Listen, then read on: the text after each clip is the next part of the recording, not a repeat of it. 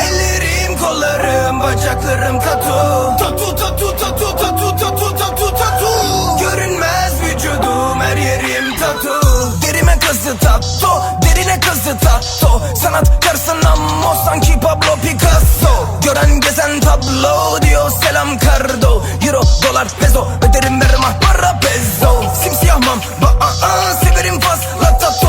Canımı yakar inceden, tatlı mı tatlıdır o. Şekerim düştü ama sigara pasla babo. Konuşan çok var ama onları kim takar o. Damalı eşek yapboz, takılan yafta hep boş. Vücudum dolmuş sanat, bence size batan bu. Emrah'a bir portre yaptır, tutkuya Japanes. Çizimler dik dörtgenci, elinde var limones. Vücudumun her bölgesinde farklı bir senaryo. Bu hayat bizi mazoşist yaptı, terapimiz tato. Telo digo keke tato es, elime hor sentimiento. Faça atma, her acın için yaptır bir tatu. Tatu. Ellerim, kollarım, bacaklarım tatu. Görünmez vücudum, her yerim tatu.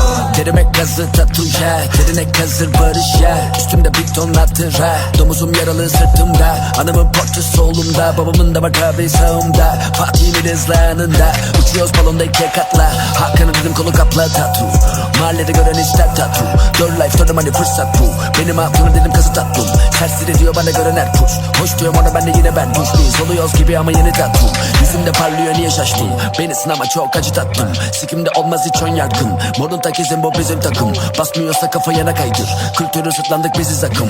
Ben her zaman benim, sizde nasıl? Birazcık vizyon şart, kafa acı. Değiştir algıyı, oku açı.